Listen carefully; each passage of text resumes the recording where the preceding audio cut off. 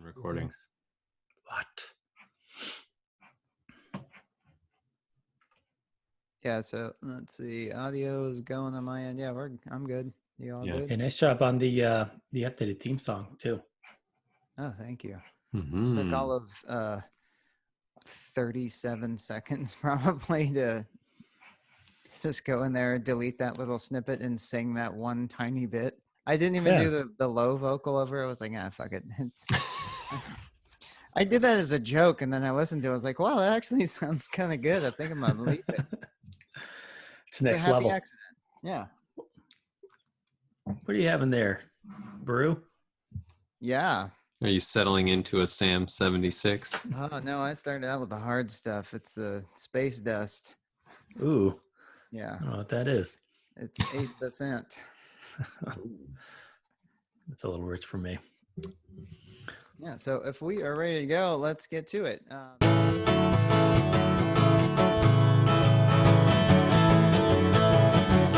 Just guys hanging out, happen to be friends,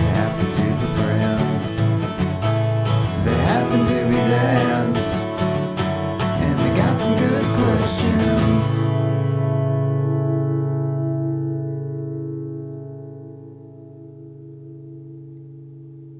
To it. So here we are on the eve of Thanksgiving. So we decided that the question of the day here on That's a Good Question was going to be, what are you thankful for? It might be a little played out, but I'm sure it'll go fun places. So with us, as always, is the professor. Good evening, and as my family always called it, happy All Givings Eve. Oh, nice. Coach. Greetings. And I am just Sean. So so let's jump right into it. What are you thankful for? We'll start with Coach. Yeah, I'm feeling thankful for getting to chat with you guys once again. You know, as basic and simple as it may seem, I really like that we're doing this. You know, we had this idea however many months ago, and we're still doing it. Mm-hmm. It continues to be refined. Some weeks maybe we're regressing, but we're still doing it and showing up, and I love it. I love getting a chance to see you guys every week rather. Yeah, it's good stuff. Yeah, goodness, we got this idea back in May. That's and it impressive. is not May. Yeah. Yeah. Look how far we've come. Definitely not May. So what did you guys think of? Obviously, you know, yes, this is the time of year where we have the conversations typically around the Thanksgiving table. What are we thankful for? So what do you actually think of? What are you going to use as your dinner time answer, and what's actually behind the layers? I think my dinner time answer might actually be my real answer. As trite as this cliche might be, you know, I think people have been like having Thanksgiving for a couple hundred years now. So if it was going to get totally played out, it probably would have done that by now. Or maybe it did. Maybe around 1889, people got tired of it, and then it's sort of come back around. Yeah, it's a rebirth. Yeah, but yeah, I mean the you know, what are you thankful for? I mean, honestly, I've noticed in the last couple of years that I am similar to what Coach was saying, really thankful for the like community that surrounds me. You know, not just like friends, but you know, even work colleagues, and yeah, like Coach said, getting to do something like this where I get to, you know, sort of at least virtually hang out with friends. And then this weekend, I'm going to be hanging out with my brothers-in-law. We're going to take my family across town to have Thanksgiving dinner with some friends of ours who live nearby. So it's really, yeah, just kind of like, I mean, I guess that's what the holidays are supposed to be about, like, you know, spending time with people you care about. But I never really cared about that too much until like, yeah, just, I don't know, the last few years I've actually learned to appreciate it. Yeah, That's a good point. The appreciation aspect, maybe some things that we had all along, or yeah, we have a newfound appreciation for things. Yeah. Yeah, I've got things in that camp. How about you, Sean? Yeah, I was thinking about the taking stock of what you do have and realizing that for me, I do have it extremely good. And this past year has been amazing for us, between moving and work getting better. The school that the kids are going to is really good. Everyone in the family seems to be really happy with this gigantic change that was a full year in the making. So all of 2018 was spent talking about, stressing about, thinking about maybe not doing, and then ultimately doing the move. So it's been pretty good now that we're at the tail end of this year to look at how far we've come. We're pretty well settled into the new place and into the new routines. And we're decorating this year. We didn't get to decorate last year. My wife promised the kids that we're going to decorate the house like crazy next holiday season because we weren't able to because all of our stuff was packed, and that we spent Christmas and literally in a hotel. Well, I guess we stayed at friend's house that night, but the holiday was we were living out of a hotel at the time. It was weird. So I'm really thankful for getting through all of that, coming out on the other side, like really good. And Professor, you talked about the network, and I picked up from where I had been working for 5 years, and then just plopped up here, and instantly fit in really well. It was a great group of people up here. I'm really close friends with them. I've hung out with them outside of work regularly. It's all really good stuff. I really can't complain about anything right now. So, yeah. Nice. That's Yeah, the physical environment, the fact that you were in a place last year that you're very glad not to be there.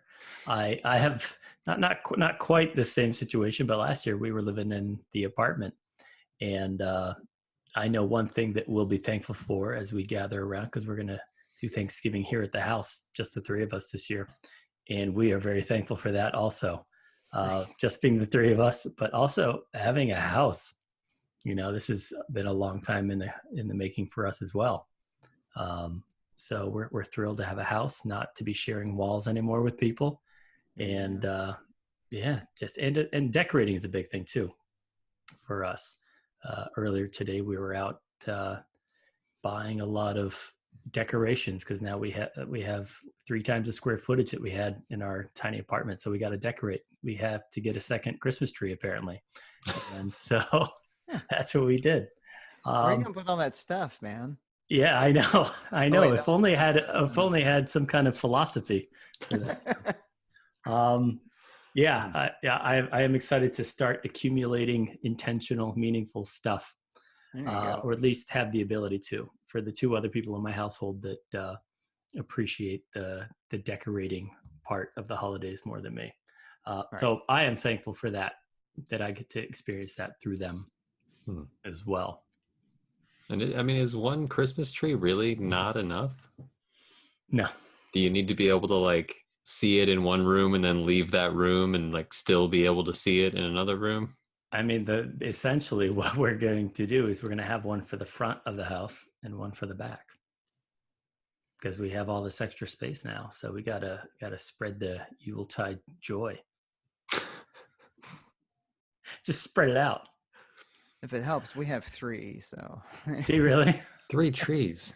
So there's one in our bedroom, the smaller one that's fully decorated already, and that we had to get a new one because our old one was literally falling apart. Every time we took it out, it's like, one of these years, there's not going to be any of these little fake needles. And we have artificial trees. Or, yeah. Some people think that is just terrible. We've had fake trees for forever. Yeah. Anyways, 3 of them. We got a new super tall one. It's like 9-footer. Ooh, that is a super tall one. Yeah. Can't wait to have to buy lights for it. Yeah, well, the artificial trees that we have are pre-lit, so Yeah. there's no buying lights for Mm. that. Future Yeah. you will be pissed when they don't work anymore, but that's Yeah, future me, I'm not going to hang on to shit. I'm just going to get rid of it prematurely, probably. Well, having 3 fake trees and then getting rid of them when they break. I mean, that's what the origins of the holiday. That's what our pagan Viking nature worshiping ancestors would have wanted. Yeah, That's right. probably pretty pleased with me right now. Thor that's only good. knows. Mm. I'm also pretty thankful that I don't have to partake in very much of any decorating. I enjoy seeing it, but I don't really do any of it. I took the tree out of the box, one of the trees, and I Yeah, help getting the containers of decorations out of wherever they live when it's not that season. But that's about yeah. it. That's a pretty key role. I mean, that's not the fun part. No one wants to do that part. Yeah, I don't want to decorate the tree Yeah. anymore. But I do enjoy it. I mean, I don't know what that means. I'm glad that it's Hmm. there. Yeah, taking little things out of a box and placing it on. It always seems like it's not a good space. I don't know. Or to me, it's not a good space. Oh, like where's the perfect spot for this ornament? And does it mean I like it less because it's on the bottom in the back? Oh, Yeah. Those are important decisions. Changes the whole meaning behind Christmas, really, frankly. So did you just say that you guys have already started decorating for Christmas then? One's already up? Yeah. Yeah. And there's quite a few people in our neighborhood that have Christmas lights on outside. Thanksgiving doesn't really get its due, does it? There's some folks in our neighborhood that put up like corn stalks and stuff and a harvest theme, if you will.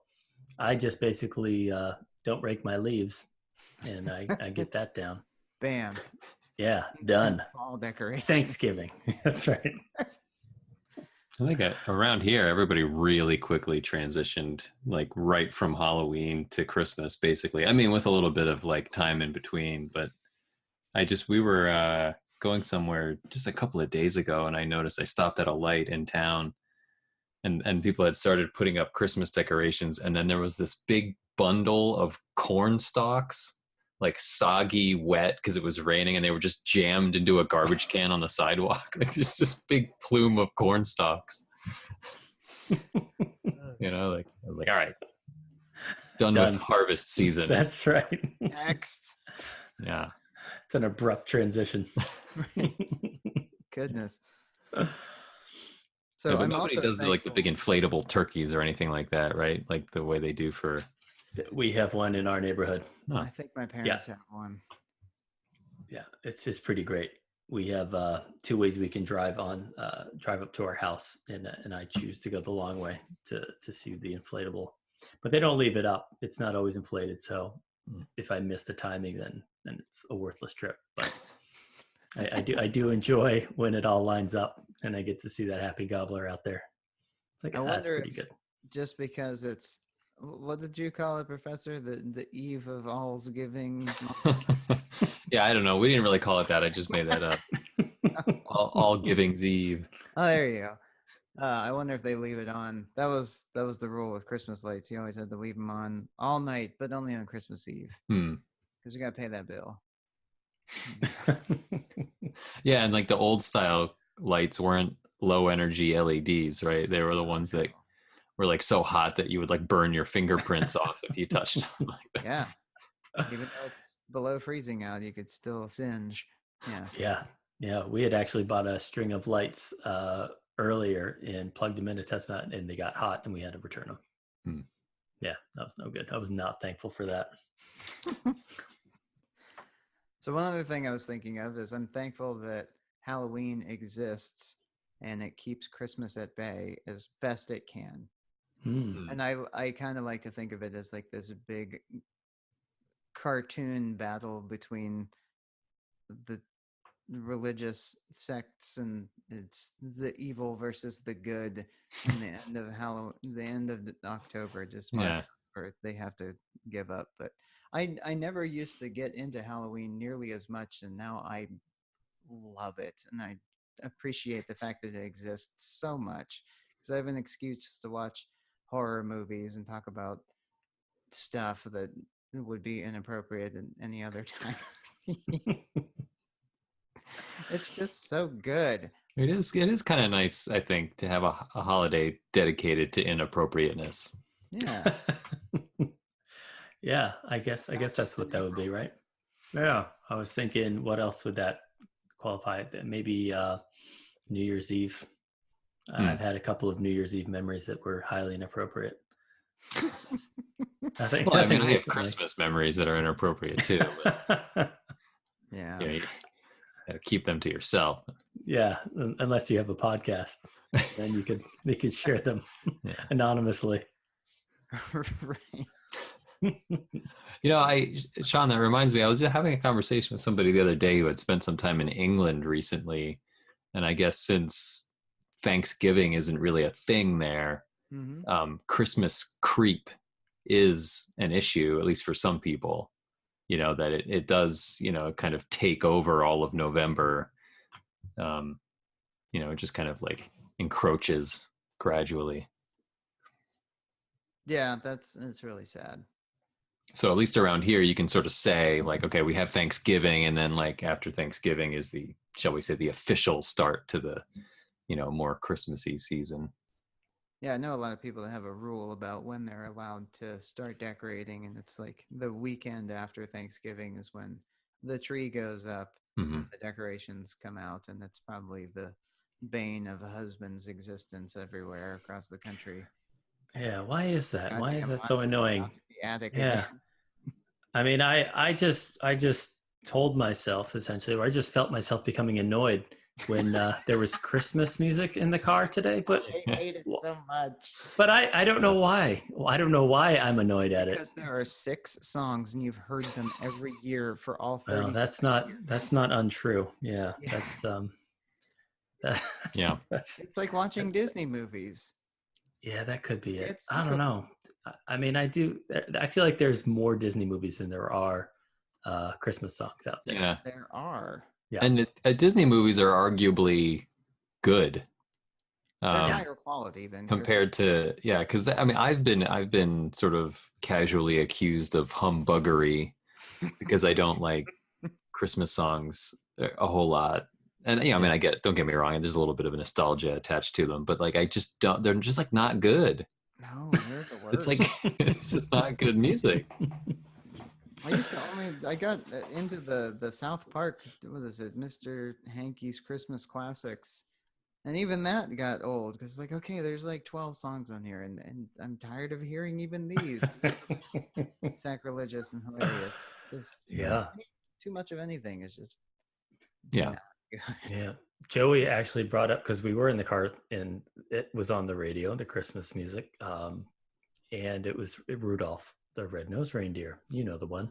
But part of the lyrics are, "Do you recall the most famous reindeer of all?" And Joey says, "What do you mean, do we recall? Who wouldn't know who Rudolph is?" It's like, that's exactly it. Yeah. It's like, we don't need that song.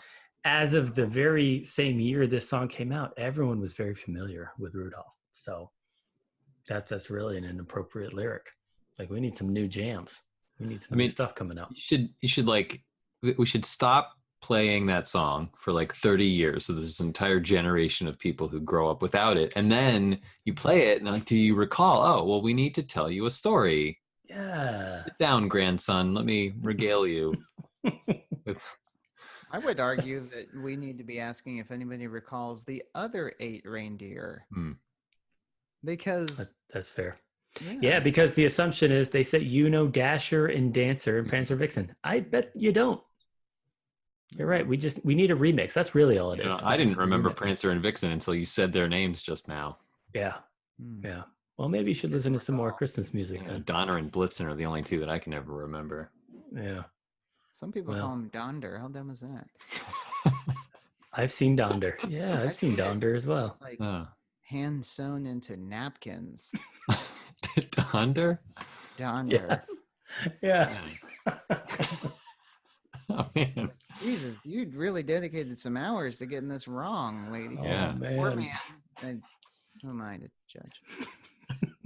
Well, you judge their spelling, not their gender. Yeah, Oh, exactly. no, they actually think that the name is Donder.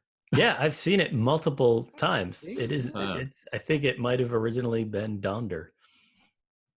I don't These know. little Well, there kids. might be somewhere in between German and English, right? Because they're thunder and lightning. Am I wrong? Donner and Blitzen. Yes. I'd I have to know that until just not now. know that. So, I mean, thunder has that D sound after the N. So maybe it's sort of a hybrid kind of, I don't know, Old English. Just to give people the benefit of the doubt, these people embroidering napkins must be scholars of early modern English or something. I don't know. Yeah. Let's just assume that that's probably the case. Yeah. They like to keep it real. Yeah. Yeah. Speaking of words and things, we went to go see Frozen today. You guys have to see that Hmm. yet? I have I'm not. thankful that my kids don't care about that. Yeah. It was actually decent. It was good. There's one part that wasn't at all good, but it's not worth mentioning since you haven't seen it and likely won't. I'm going to go see it. We have a birthday party coming up in a couple of weeks that we're going to go see it. Actually, the party happens to be on my for real birthday. What? But I'm going to a 4-year-old's party to see Frozen 2 on that And the day. party is everyone sitting quietly watching a movie together? Actually, at the theater today, we walked past a room that's all decorated. It's staged so you can envision what a birthday party would be like at the movie theater. And I've seen those. yeah, They're so like it's a small dioramas, room. but people size. Yeah, in between a couple of the theaters Hmm. and a couple of the screen, whatever the hell the rooms were called, and the plates are out and the party hats. And I imagine that they watch a movie as part of the birthday, right? And so you basically just feed them and put them in the movie. Cheap date. So have fun. It sounds like it'll be a great celebration. Yeah, I mean, I don't know. I don't make a big deal about my birthday usually. So to me, it's just Tuesday. I don't know. I enjoyed the first Frozen movie. I mean, yeah, I guess I'd say I liked it. I mean, relative to a lot of other, Disney movies, I think it would be. Yeah. I think it was solid. And Frozen 2 was lovely as well. There were some funny parts for sure. I rather enjoyed it, except for the one part again that I'm not going to tell you about. But after you see it, then we should regroup. That'll be an episode. Yep. So what else has happened in 2019 that you guys are particularly thankful for? Oh boy. I was going to go old. Just when you're talking about Frozen, I was thankful that Reagan did not get into Frozen, but she got into Finding Nemo, and it was one of the few Disney movies that doesn't have any songs, like sing-alongs. It doesn't, does it? Well, that one's technically a Pixar, right? Yeah, I don't know Like where the line is drawn there. That's par for the course when it comes to Pixar films. So like the Toy Story, Monsters Inc., Cars. Differ.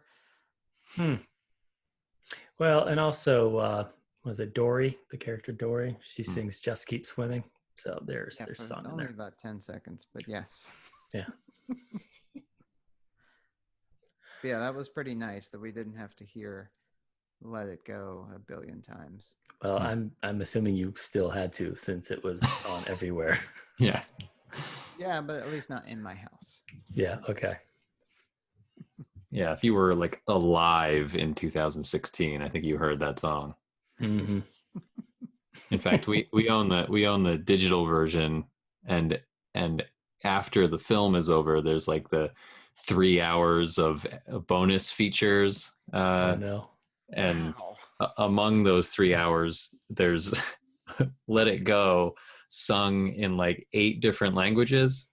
So you can listen to it in Portuguese and then Turkish. Oh, good. And then there's the I think it's Demi Lovato version. So it was like the pop, like top 40 radio recording of the song as opposed to the theatrical version. Yeah, it's Not to be missed. yeah. Right. You should loan it. You should loan it to Sean. I think we have the we don't have the 3 hours of bonus content. Hmm. It's a shame. Sounds like you're missing out. Yeah. So back to your original question, one thing that I noticed this year that I'm getting better at and pretty thankful or grateful for is finally being okay with decisions that I make or whatever limitations or like, yeah, that is what I want or that's what I want to do or I don't need that and what I have is good and like eliminating that nagging, whether it's like upgrade-itis or constantly searching or getting joy out of the hunt for something. This is very typical what I do. And I like when people in my family, they know if they're like, hey, I want a new TV. And then I ask them what they want and I go and try to find the best one that, or whatever, ceiling fan. It doesn't matter what it is. I just like doing that. But yeah, it's been kind of freeing to not think that what I have isn't the thing that I ultimately want or that I'm good with it. And I think part of that was coming into a new space that was completely blank and being able to set things up once. I'd be like really happy with it. And like, yeah, this is where this stuff is going to go. And I'm not going to have to do a bunch of extra work. Like, this is it. It's solid. I like it. And that's good. Like, actually spend a little more time like enjoying stuff instead of thinking about something else or wishing I had something or better or new or whatever. So that's been pretty nice. That's a pretty big deal. Yeah. It sounds like you've sort of gotten like it seems like that's maybe the whole point of thankfulness, right? Like that's the epitome of like just appreciating what you have and like being grateful and thankful, right? Yeah. Gratitude. Like wanting other stuff. Yeah. So and, there's a couple instances like I got a ticket for touching my phone while I was sitting in traffic, because apparently you can't do that up here. And did you have it like in your pocket and you kind of how is this observed? What was the situation here? So I was using it to listen. Sir, are you touching your phone? Is that a rub? Did you correct? The officer told me that I was on my phone and she was like, what's up with that?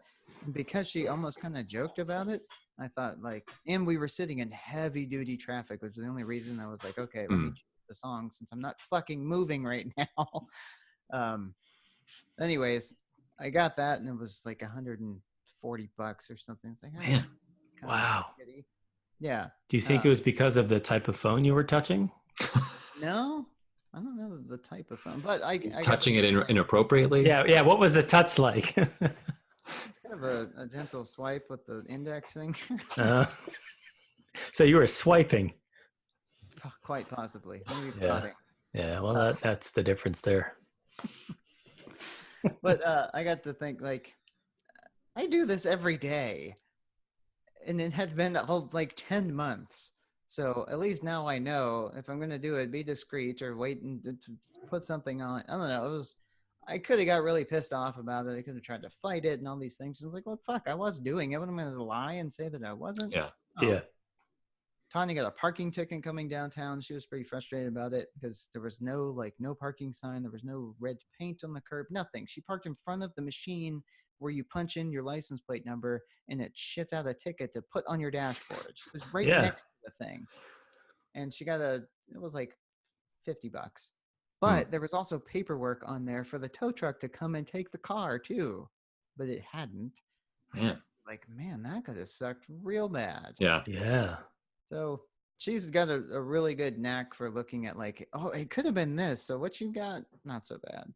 Yeah. Looking at the bright side, I suppose, right? Yeah. And she's really good at it whenever it's really bad. I think the key in general would be to try to incorporate thinking like that, like all the time.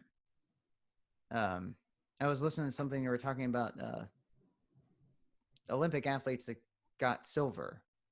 And their reaction to getting silver, which means they're essentially right then and there this only one person better than them on the whole planet at whatever it was that they were doing.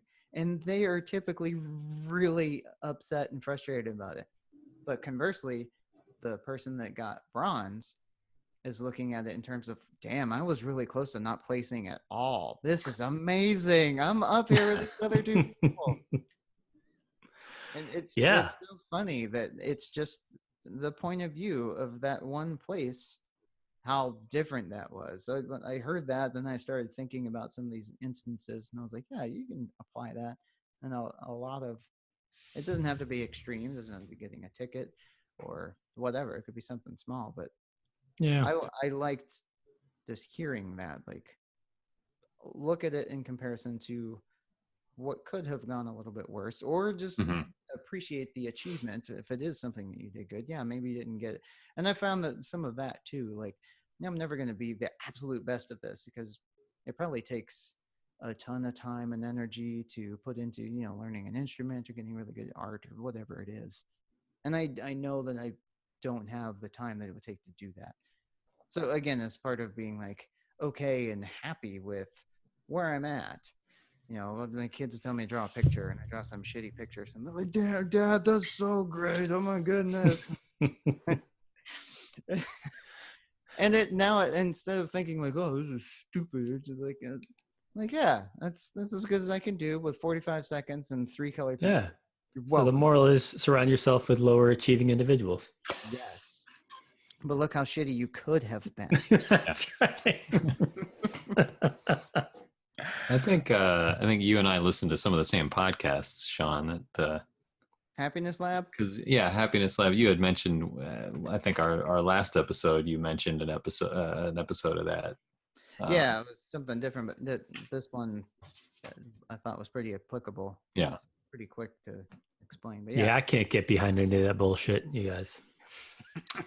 But that sort of like perspective changing thing came up the other day, because actually my wife does she does like a mom's group, and she was actually in charge of like leading the weekly conversation this past, like on Tuesday, and they were talking about thankfulness and gratitude. Just coincidentally, it is that time of year, right. And so she brought up this she found some example of like, something written by a person who had been robbed, and he was talking about like, well, I'm thankful that like that they took all my money, but I didn't really have that much money, and I'm thankful that somebody robbed me, but I didn't rob somebody. Like having that on my conscience would have been worse than as awful as it was. Like just some of the things, like just a different way of looking at I guess being thankful for like what the horrible things that haven't happened to you, as opposed to like the unpleasant things that have. Yeah, I think that's really interesting, right? It's a creative way to look at gratitude. Things that we maybe take for granted that we don't think about, like, well, at least you have legs. If you didn't have legs, you wouldn't be out there and be accessible to a robber, right? I mean, it can be anything. You think about health, general health. Think about people in your life. You think about, so what are some things, or what's a thing that you most immediately think of when you're maybe in a shitty situation? Like, well, I'm glad I have this, or you're immediately thankful for. It's kind of your recalibration. Do you have something like that? I don't have a go-to. I kind of think that there's nothing. I don't feel like there's a huge hole that I'm just wishing there was something to fill. I think a couple years ago, maybe looking forward to relocating, or there for a while I was buying a bunch of guitar gear that was really expensive, and I was constantly looking around for like stuff to sell so that I could get it. And again, that like having this constant list of stuff. It's kind of nice to not have to worry about that. Like I would go to a friend's house that's maybe in an apartment, and it's not that fancy, or talk to people that are struggling. They've got one car and they got to share it between the two of them, and they've got, I have none of those issues. Mm-hmm. And I try to think of that as like, I've got it pretty good, and just in general, that to the point where I enjoy going to work. I mean, that's fucking huge. You know how many people don't Mhm. like going to work? Yeah. That's a Multiple. big deal. So yeah, what's interesting? Why is it that our natural tendency is to go the other direction? Like, we see these people that something really bad happens to them, and then because they came out on the other side, like, the person that got robbed, that's pretty traumatic. They come out of it and they're somehow thankful for what had happened. Why does it take such a giant event or something that kind of rocks you to your core to get to the point where you can do that more naturally? And then there's these very finite number of folks that seem to do that. If you talk to just general people, there's always a grievance, or the tendency is to complain about something that you don't have, or the way that something could have went but didn't. And it just sucks that it's how our brains work. I mean, we didn't ask to think that way, but it sure don't try. Or is it learned behavior? And it's just because there are environments, and we came around and do the children of the people who are super positive think that way too? Or do they have to constantly beat on their kids because they go to school with the children of other shitty parents?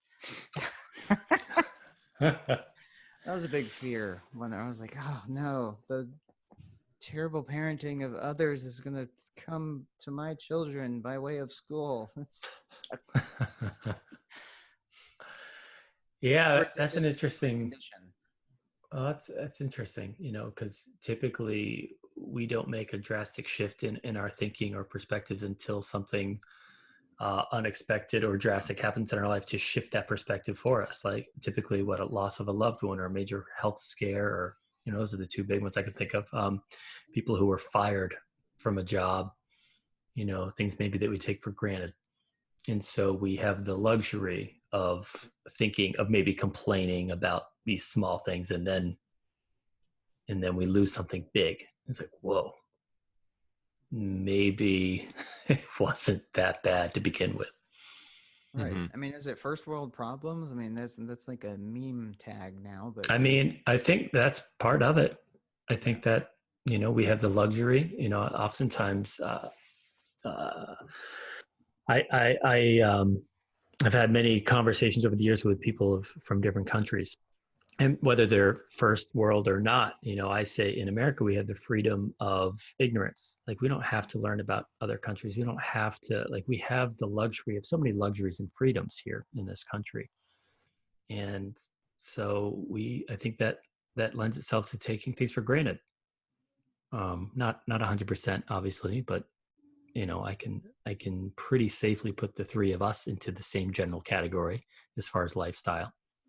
And so I'd say, yeah. I mean, I think it can be easier for us to take things for granted. Mhm. yeah. I remember in one of my college classes, was it Science, Technology, and Society that they have at Penn State, the STS courses.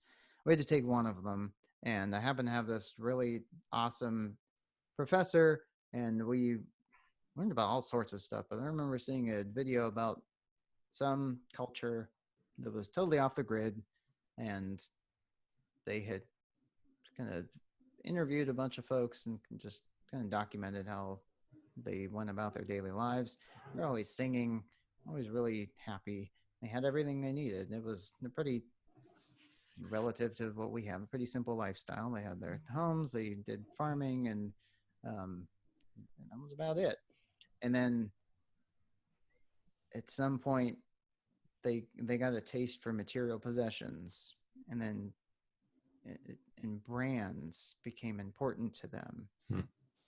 and it destroyed their culture. It was unrecognizable, and then they had never known poverty before. and they lived in like squalor, and the things that they coveted were like a shirt with a Nike swoosh on it or some name brand bullshit. Hmm. And I hadn't thought about that in a while, but it's like that's this kind of thing when you talk about first world problems. And you wondered, is there a point at which you don't have those kind of feelings? And I think that that was a pretty pure example of maybe it is by way of the just what we live in, that what drives that natural tendency to compare yourself to your neighbors or your coworkers, or you're bombarded with advertising about stuff, and stuff costs money, and you need to have a job and need to climb the ladder and all of this crap. You can't get away from it as much as you try. Fucking, you leave the house and you see literally billboards. It's disgusting, but that's what we live in. So maybe I'm answering my own question, but it is the society that we live in that kind of drives us to at least kind of be in the thick of that stuff. And yeah, for better or worse, that's what we've got. It comes with the good stuff, all those luxuries, right? But with a vast responsibility. And then we talked about responsibility a few months back, but yeah, maybe it's on us to teach more about that, or be a good role model for that kind of thinking, and bring up Yeah. the next generation to just have more gratitude about the stuff that we have. I know we talk about that with our kids every once in a while, probably not as often as we need to, and it's normally like a shaming moment. Yeah. Shaming moment.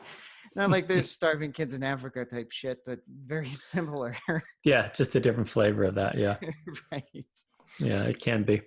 Well, I mean, other than the shaming tone that may or may not be used, I think as long as you periodically tap into gratitude, Mm-hmm. and share that with your kids, model it, express it. It's hard to always feel grateful for something, right? Like when you get a ticket for touching your phone or whatever it is, like the immediate thought is not, thank you for making me a conscious citizen, right? It's not that. I'd say it's probably very unreasonable to have that as your immediate or your constant lens, that of gratitude. But it's I think it tends to be the people who have those major life events that happen that can tap into it more readily, Yeah. because something hit really close to home one point or another. The one example that I have in my life is really just around physical wellness. I had back surgery a few years ago, and that was some awful pain leading up to that point. I was in chronic pain and I was miserable. And I realized at that moment, there are people who deal with this stuff and worse on a regular basis. And it was only situational for me. I mean, it lasted on and off for almost a year, but even that is nothing compared to what other people go through and have gone through. And when I had my surgery and everything was instantly better, I was like, wow, what am I going to do with this? Right. I got to make sure I maintain and stay healthy and do what I can and appreciate it and all that. So I do think about that. We had joked earlier about the fact that I wake up at the crack of dawn and go for a run. I'm not always excited about that, but every morning I do think, thank God I can, because before I was not doing that. So yeah. And sometimes it takes those moments. And I think you determine how big that moment needs to be for you, because it's all internalizing anyway. So I mean, I imagine each one of you has at least one of those events that you can in your life that's happened to be like, you know what, this is an instant reminder. And that's kind of what I was getting at with my question earlier, is what's one thing that you are always instantly grateful for, that you can always pull out in a situation? Say, I'm really glad I have this, or I had this experience or opportunity. Yeah. So something I wanted to ask you guys is, I'm assuming you want to do good for your kids and you want to give them the things that they want and need and the way that you either feel that your parents didn't or did. And you want to carry that on or do better for them.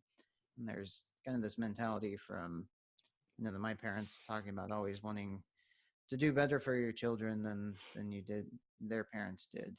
Mhm. Do you struggle with that, where you wonder if it gets lost in, it's not like, oh, every time we go to the store you get a toy, or maybe it is. I mean, what do I know? But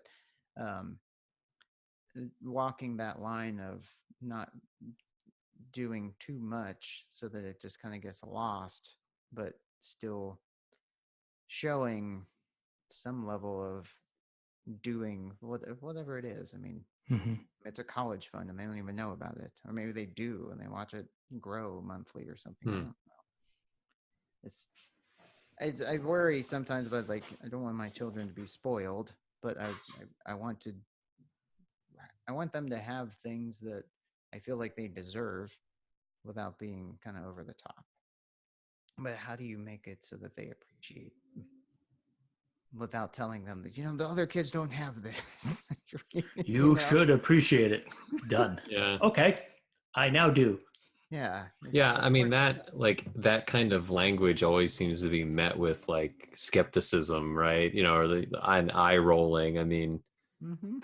the old, the joke about like grandpa saying that, like, I had to walk uphill both ways in the snow to go to Right. school, and um like, oh yeah, sure, whatever, because they don't want to hear it, but um yeah, I mean, I think, ultimately, like, we're doing something right if each subsequent generation has things a little bit better than the last. I mean, one would hope that we're not just like stuck, like, with things just being the same over and over again. Each generation of kids has to like live in exactly the same world. Um, Right. we learn how to flatten out those hills.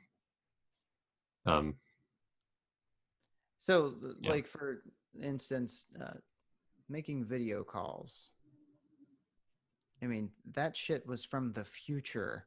Whenever it was in sci-fi movies, and that was it. Mhm. And now it's how my kids talk to my parents on like a weekly basis. Mhm. It's always been there. So there's like I even find myself taking it for granted. And then every once in a while, I'm like, that you get to see and talk to them whenever you want choose a rectangle and load it up and you can talk to them on it. It's fucking ridiculous. Choose a rectangle. Yeah, there's at least Yeah. 6 of them in our house that they can do that on. I mean, that's amazing. Yeah.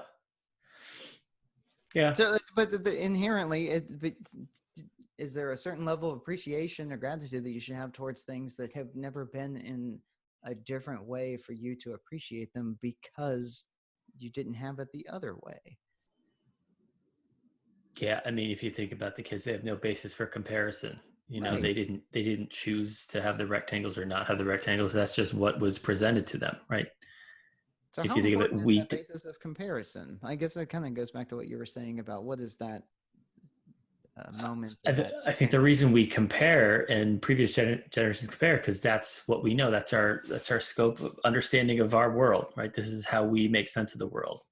And now when things change, we have lived through both, so we can compare. And so that's why we constantly do that. And we see, oh, this person, they can't compare with this. No, they Mhm. can't. Yeah. That's okay. Right. So get creative. Think of another way to describe it, because all that happens is you just get mad at the other person for not knowing something that they have no reason to know, unless Yeah. they are a historian and like studying ancient and outdated artifacts. Yeah, So it is unrealistic to expect somebody to, be able to like act as if they have experienced things they haven't.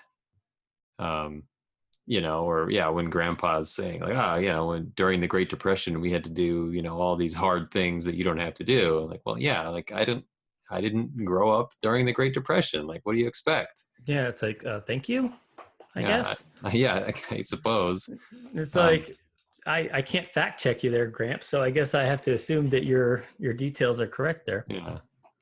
So But that, that, but that does that kind of go along with that old adage of imagine walking in someone else's shoes thing, where yeah, you can't, but at some age or some point, maybe not young children, you can get to the point where you could see the circumstances, understand the struggles, apply that to something similar, and then maybe apply a 2 or 5 times multiplier to it and be like, okay, now I get what it would be like to only have one vehicle and still have to do all the things that we have to do because they do, and how much harder that would be. Yeah, I mean, I guess my question is, what's the point? What's the lesson in this? What are you trying to get them to get from this tale? Are you trying to get them to learn appreciation? Yeah. And I mean, they're not going to be able to appreciate something they don't understand. Mhm. So you got to use a different model. Like I know in schools they're still teaching. Well, I don't know what the model is. Damn it. But I think you get opportunities every single day. You just have to be looking for them. And as far as wanting to do better than your parents, I think you have to figure out what aspect of parenting do you want to do better? Is it stuff? Is it that they won't want for stuff? Is it that they don't have to worry about where their next thing is going to come from? Is it that they never have to worry about having, not having options? What is it that you want for them? Because you can very easily measure it by material goods, right? The stuff that we talked about before. Yeah. You can, I mean, but that's just one way, right? And about appreciation, how are they going to appreciate it if you're giving them so much stuff? Your parents never gave you so much stuff or whatever because you're trying to make it better. They're not going to appreciate it because they didn't live the same life. They're not getting the same kind of lesson.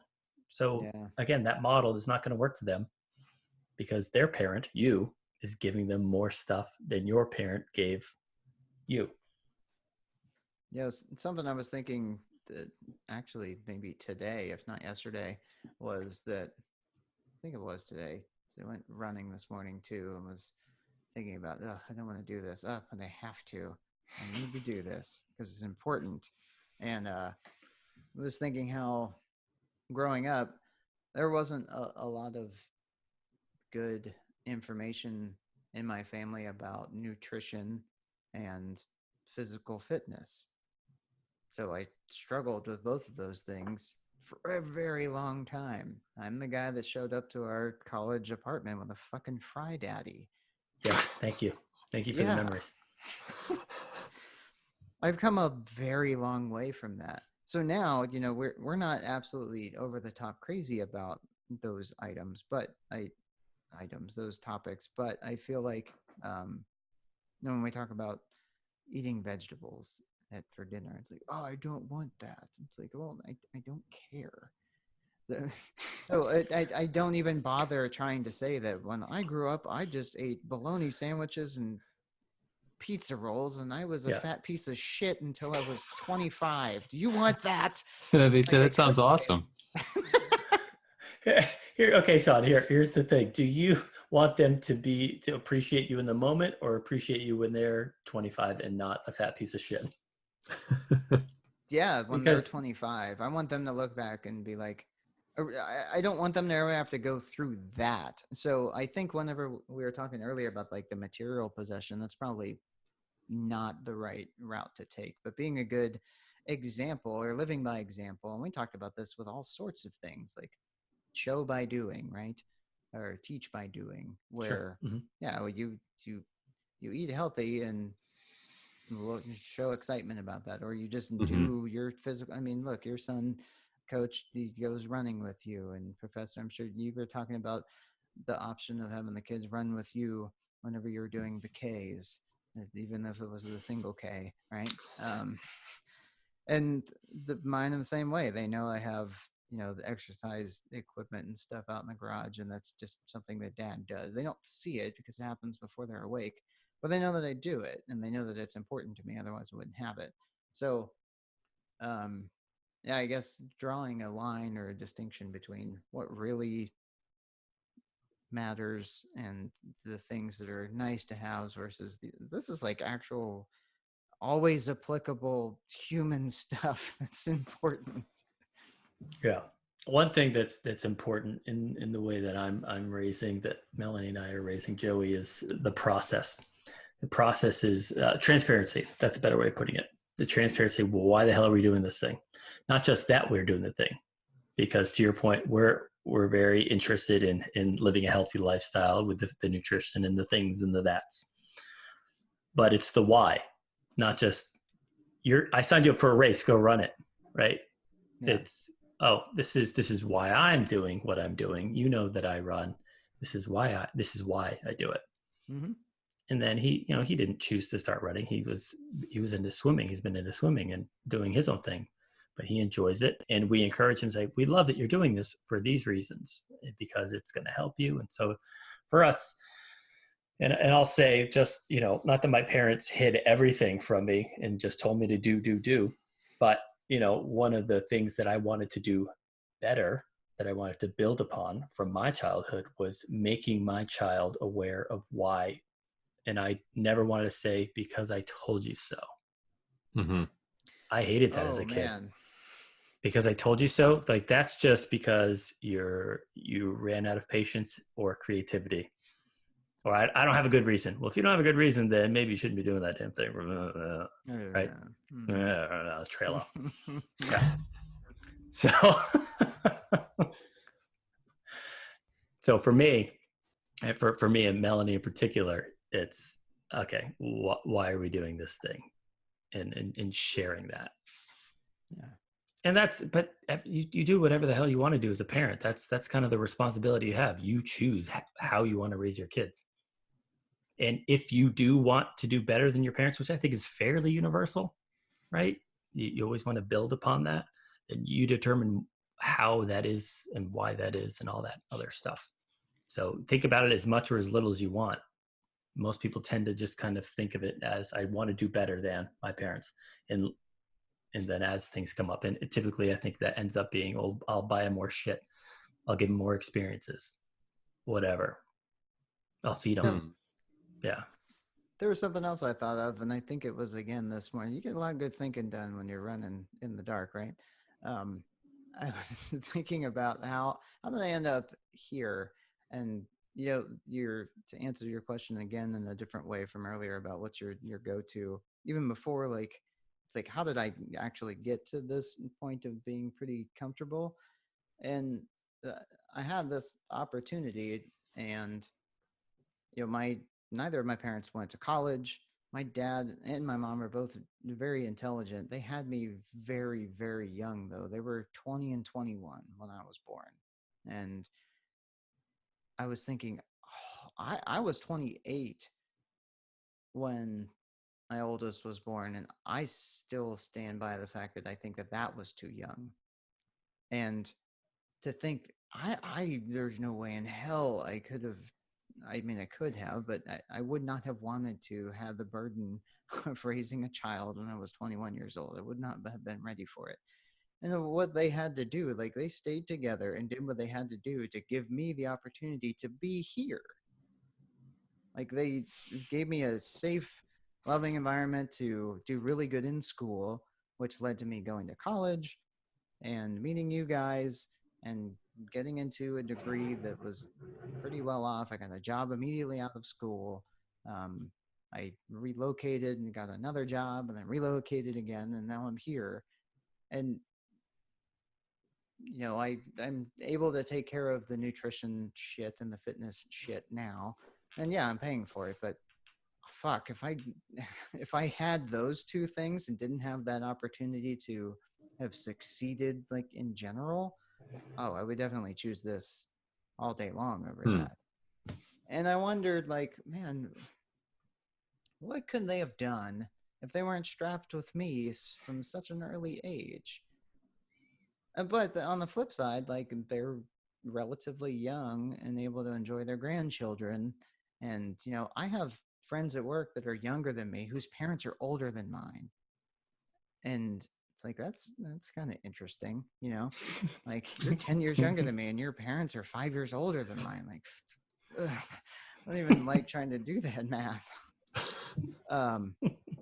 So and like, I don't know that my kids even can understand the fact that their grandparents are so young relative to how old that they are, or they had several.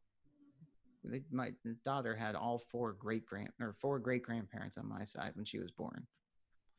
She's since lost two, but I mean, it's pretty incredible. Mm-hmm. So, anyways, if I take one more step back and kind of look at it, it's probably that I was given the opportunity. And the reason I say that is very few people from my family of my, I guess my generation, like my cousins and sideways on the tree, right?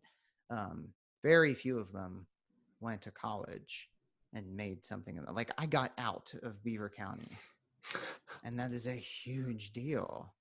Because I look back and I talk to my cousins now that are much younger than me, and they're like, yeah, we got to get out. And they see it, and I'm proud of them for that. You know, they're 10 or 15 years younger than me, but they get it. And there's others that they're just there. This is it. Like fucking sad Western Pennsylvania. I'm like, okay, here we go. And they're just perpetuating it. And sorry for anyone who's from Western Pennsylvania, but look, I grew up there. I know what it's like. So don't fucking judge bunch me. of our audience. You can't judge. I was there. I know what it's like. Go to Beaver and then come at me, bro. Like you guys were there. You saw what used to be like the mall. I think it's great. Everywhere has a place that used to be the mall. Yeah. All of the malls are like that. Or used to be the malls, right? Yeah. Touche. Yeah. So yeah, I had given some time to think about that one. That's where I would come with. That was pretty long-winded, but that's good stuff. So when you think about it that way, it's like your parents, by having you so young, set you up to be in a position to do things, shall we say, better. And then also sort of the next layer is that then your children have been set up, you know, sort of along that path. It's really, you know, your parents just kind of like inceptioned you that way. Yeah, I mean, there was a lot of struggle. Conceptioned you and then inception.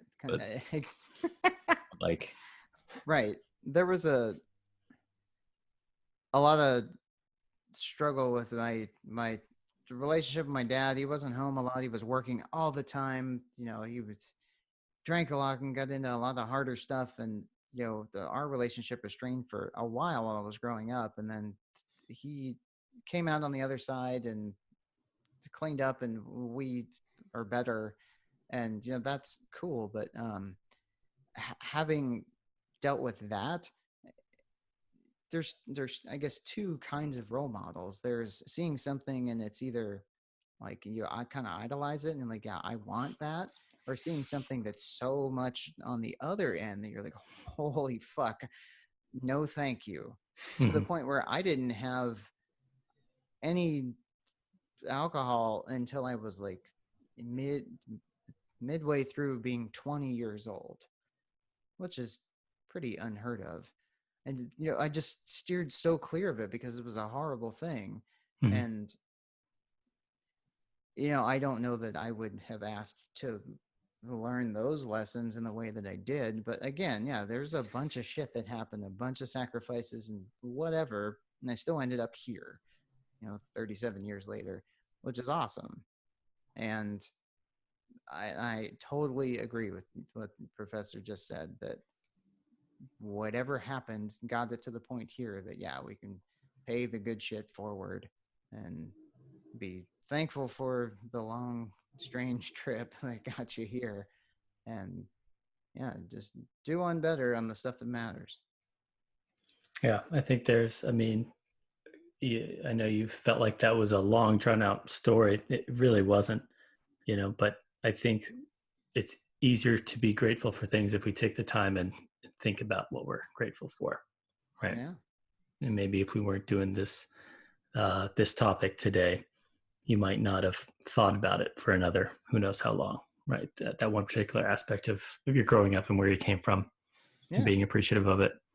So I think, if we find a way to practice it on a semi-regular basis, I think we can be better off for it. Certainly if we're aiming for that positive perspective. Yeah. It could be worse. Didn't have to be worse, but it's also pretty good wherever it is. Unless it's terrible, in which case it's probably just terrible. Yeah. You should probably I mean, fix that. you could be still shopping at J.C. Penney in the Beaver Mall. I mean, that's Yeah. Getting some Jenko jeans. I hear they're coming back in style. 42-inch pipes. Some kangaroos on the back. Oh, hopefully you hung on to a couple pairs of them from high school. Yeah. Oh, if only I didn't wear the crotch through, because I can only have 2 pairs at a time. The crotch. I mean, Are I you was touching your phone in fat. those or what? No. Why is I that the didn't place have a that wore phone. out? Because when your thighs touch, when you're a fat young lad, that's where the friction abides.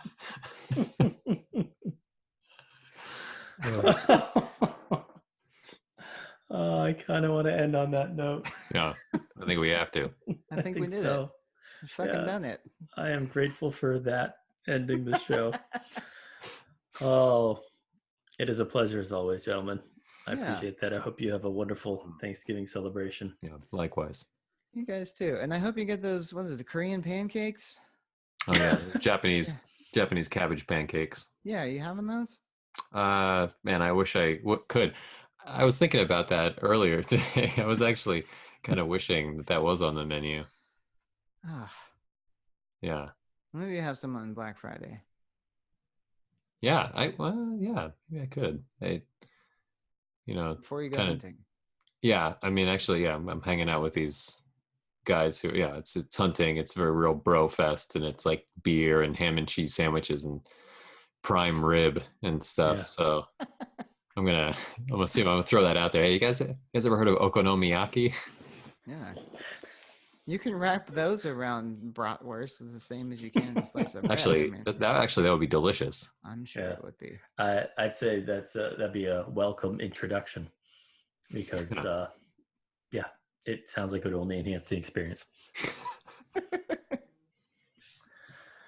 Oh, awesome. All righty. Until next time. Yeah, I think that does it. Thanks, guys. Happy Thanksgiving. Yeah, happy Thanksgiving. Talk soon, guys. See ya. Bye.